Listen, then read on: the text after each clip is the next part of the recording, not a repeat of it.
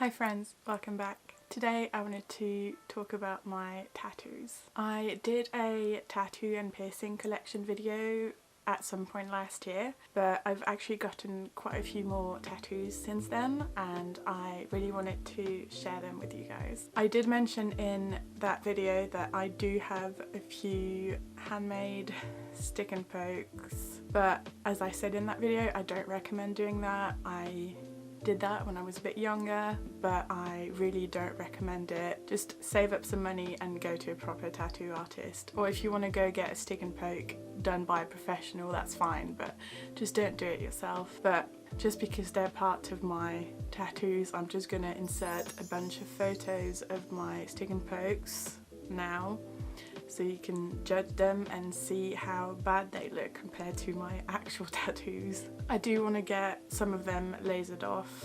I will probably look into that as soon as my studio reopens. But yeah, don't do that, kids. It's not worth it. Right, now for the actual tattoos. So the first real tattoos that I got are the peonies that I have on the inside of my arm. I'm sorry I keep telling you to go watch this or that video, but I actually did a very in-depth video about this specific tattoo because it was a self-harm scar cover-up, and so I just went a bit more in depth about that, about the whole process and everything. So if you want to know more about that, then go watch that video. But basically I'd wanted to cover some slightly like bigger kind of scars that I'd had for a few years, and I decided to get some peonies just because I like peonies. I think they're a really nice flower. That's literally it, there's no more meaning to it. And the pain was about a 5 out of 10 on the parts that weren't scar tissue, and maybe about a 7 or 8 when it came to covering the actual scars, because obviously the skin's a bit more sensitive there. And for these two flowers it took 4 hours altogether in 2 separate sessions. They were done by RaphaelLD at Top Gun Tattooing in Reading. He's done quite a few of my tattoos now. Yeah, so that's the first tattoos that I got, and then I went back to Zach to get the top of my arm done. The idea is to get like a half sleeve done. I'm almost finished with it, but so I went in for a 4-hour session. We did those crystals with a flower on the top of my arm. Again, no real meaning behind it. I'd been looking at kind of crystal tattoos for a bit, and I just really like how kind of jagged and almost rough they look compared to like the flowers and everything that's a lot softer.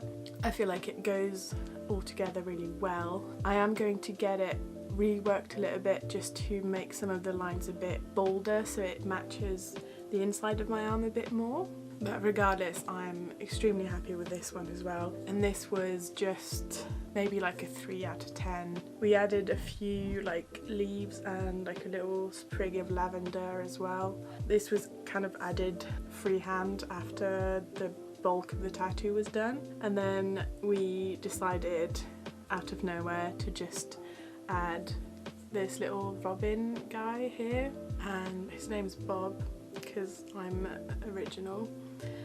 He's not finished. We didn't have time to finish him. He was just like a last minute addition, so he's not got any shading or anything. He doesn't have a branch to stand on. He's just kind of holding on to the air right now, but I love him so much, and I've always really liked robins. Fun fact, there's actually a lot of robins that just come to my garden every day and they just make me very happy. So that's that bit. Obviously the idea is to finish the robin, give him something to stand on, probably add some stuff here to kind of have a more cohesive half sleeve. And I was going to wait for that to be done before I filmed this video, but obviously because of the current situation I don't know when that's going to be, so I just wanted to film this video now because I just really like my tattoos and I wanted to show them off basically. For this tattoo, again, it was probably about a 3 out of 10, apart from the bit that goes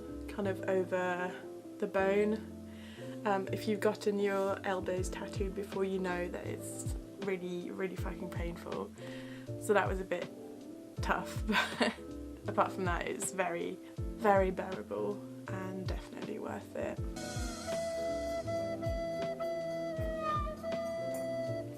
Moving on to this. Obviously, as you can probably tell, this is a golden snitch from Harry Potter.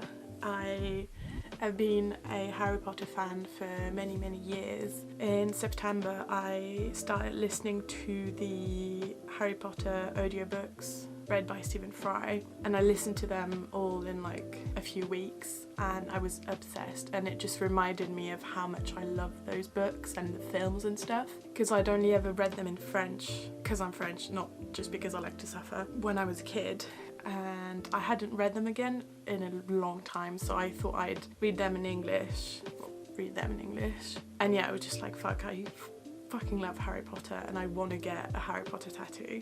I thought about it for a while, deciding what I wanted to get, and I just decided to go for a snitch because it's just a very obvious thing. Like when you see it, if you've seen the films or read the books, you know what it is, and I just think it's really cute. So I went to Brighton for a weekend to visit one of my friends, and I decided to get a tattoo while I was down there. So I booked an appointment with Angel, who's the sweetest, loveliest woman you will ever meet, and obviously very talented. So I sent her an email, like a bunch of photos of what I wanted, and she came up with this. At first I was going to get it somewhere on my upper arm, but when I came in I'd already gotten these bits done, and she like placed the print that she'd done, she placed it here, and she was like, I think it fits really well here. So we did it, and let me tell you, getting the inside of your elbow tattooed is awful. Like obviously it's worth it, and it was only an hour and a half, I think, so like I don't regret doing it at all, but it was so painful. Like there's so many like nerves and everything here that it was not a good time at all. She was so nice though. I kept complaining and moaning, and she was like, oh, I'm so sorry, I wish it didn't hurt. But yeah, so it's a black and grey tattoo of a golden snitch. It's got all the detailing that the Stitch has in the movies. She used the tiniest little needle to do the shading. I couldn't even hear it. It was really, really weird. She also added the little sparkles, which are such a cute touch. I love them so much. It just gives such a magical feel to the whole thing, and with the crystals I feel like it just ties it all together, and I just love it. I was a bit emotional when she finished it because I just fucking love Harry Potter. Like everyone who's around the same age as me, we've all grown up with Harry Potter, like, so yeah, that's my Harry Potter tattoo. Now moving on to this arm. So this one, the snitch and the crystals, I got in the space of 3 weeks, and I can't remember which one I got when, but I think it was crystals, snitch, and then this one. I think so. Also, if you're curious, I will link the Instagrams of all the artists in the description if you want to go check them out. This, as you can most likely tell, is a dot work mandala design. This was done by Clara, who used to tattoo at Top Gun and is now tattooing at Paradise in High Wycombe. She's extremely talented and really lovely. I just fell in love with her style basically. So I wanted to go for a more geometric kind of style on this arm, as opposed to the like floral as opposed to the floral nature magic kind of theme on this arm. Yeah, I booked a 4-hour session, and she had a bunch of different designs. We chose this one, and as you can see in the cutaways, it's just tons of tiny little dots. It took the full 4 hours, like it took a while but it's so pretty. I love it so much, and I've had so many compliments. I do get quite a lot of very good feedback on my tattoos, not to brag or anything, but this one in particular, I think people are just very drawn to it because it's almost like hypnotic. So yeah, this one is wonderful. I love it so much, and ideally I'd like to get some more on the inside of my arm and going up my arm and everything. I think because it was a longer session, towards the end it was more of like a 6 out of 10, but at the beginning it was probably just like 3 out of 10. And now for the last piece I wanted to share with you,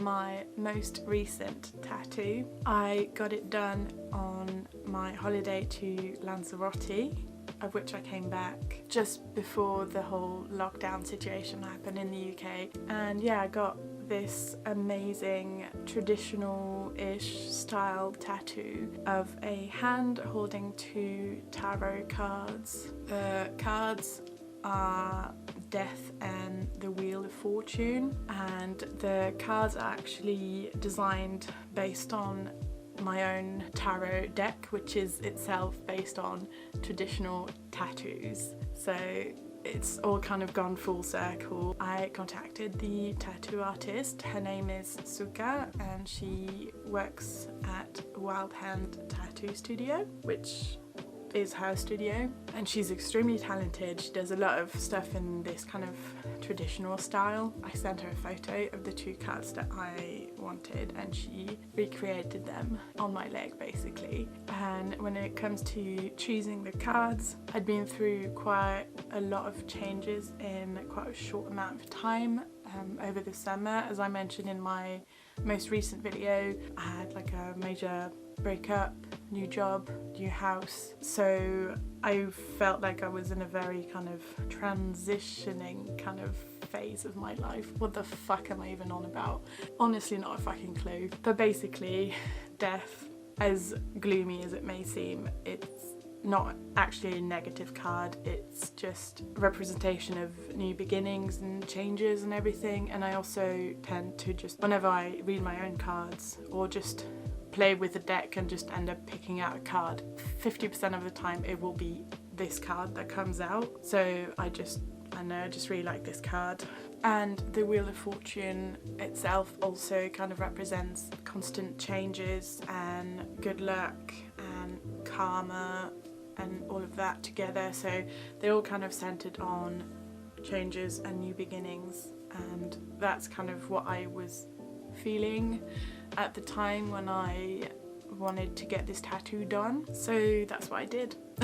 Pain wise, I struggled a lot with this tattoo. The main reason is because I was really stupid and drank alcohol the night before. And yes, that does mean that I have been drinking, because I made a video about why I quit alcohol months ago. I'll get into that in a different video. But basically, I'd been drinking, got a tattoo the next day. Not a good idea. Avoid it. Honestly, just don't drink before you get a tattoo. It was so painful. I was so jittery and I kept twitching. Like, I don't know if it's because of the alcohol or if it's the placement on my body, because obviously I've never gotten a tattoo on my legs before, but I was just twitching all the time, and I feel so bad for Suka because she had to literally hold my skin down, because like whenever she'd touch it, my leg would just spasm and jump and stuff, and it must have been awful. She was so kind the whole way through. But Suka, if you're watching this, I'm sorry. I can't remember how long it took. Not a good time at all. But yeah, it was mainly my own fault. Again, completely worth it. Would 10 out of 10 do it again. I love it. I love this tattoo so much. It's my first colour tattoo because I wanted to keep my arms black and grey or black and white or just black work, whatever. But I want to get my legs ideally covered with bold coloured traditional tattoos. That's what I want. I never thought I'd be into the traditional tattoos until like a few years ago, and now it's all I want. I just love how bold they are and how badass they look. So yeah, this was my first colour tattoo. Obviously I stuck with a very basic kind of colour palette. It's just red, black and like some yellow and just like a skin tone for the hands, but that's it. And that's probably what I'll stick to, just a lot of red and black. This one took a while to heal for some reason, I don't really know why, but yeah, I love it. I'm obsessed with it. To be fair, I love all of my tattoos so much. I know I'm definitely not an expert when it comes to tattoos. I don't have nearly as many as a lot of people that do these kind of videos, but I do have some tips to share if you want to hear them when it comes to getting tattoos. Some things that I've been doing that has ensured that I'm in love with my tattoos, because that's the thing, you have to make sure you're gonna love them forever, ideally. Of course you can get them covered up or lasered off, but it's not ideal, and so the best thing to do is really to make sure that you love them from the get-go, and ideally in like 10-20 years you'll still love them. So for me, the main way to do that is to do research about the artist. Just have a look at local artists in your area and then check them out on Instagram, see if you like their style and everything. And if you can't find anyone around you, then look at conventions and stuff. Just research them and their style and see if you find someone who you know will be able to do what you have in mind. I'd really recommend not drinking before you get tattooed. It's just not a good idea at all, and it can make you bleed a lot as well, which no one wants that. It makes it painful, can make you sick or lightheaded. Don't do it. I really recommend not doing stick and pokes, even though, as I said, I've done that before in the past. It's just better to have well done, detailed pieces than shit that looks like prison tattoos. No. I'm not gonna lie, there's one stick and poke that I did that I still like to this day, but I could also have given myself a major infection or just a really shitty tattoo, so honestly it's not worth it. Just save up, go to an artist. Also, I'd really recommend following their advice when it comes to healing. There's so many different bits and bobs online about how you should heal a tattoo, but I think the best way to do it is whatever your artist says. If they've got a product that they recommend, buy that. If they say wrap it up for like 3 days, do that. If they say don't wrap it up, then don't wrap it up. I healed my arm tattoos by wrapping them up in cling film for 3 days, obviously taking it off, washing them and re-wrapping like 3 times a day, obviously. And then when I did my leg tattoo, which was in Lanzarote, where the weather is a lot different than in the UK, I thought I was gonna have to do that, but then it was advised to me to not do it because of how hot it is and how disgusting a tattoo can get if you leave it under cling film in like 30-degree weather. So yeah, definitely just listen to your artist. Don't just go on Reddit and see like how to heal a tattoo, because it will depend. It depends on the technique, the products, everything. So just listen to the artist, because they know best. It's literally their job. All they want is for you to be happy with their tattoo, because they don't want you to come back 2 months later with like a tattoo that's just peeled away into nothing. They don't want that. They want you to have your tattoo and be happy with it forever. So listen to the artist. That's all I have to say. When it comes to future tattoos, I definitely want to get my half sleeve finished. I want little Bob to be all shaded in and to have a nice branch to stand on, and then I want to get some more traditional stuff on my legs. I have a few ideas here and there. Catch me in 1 year with like 5 more tattoos, hopefully.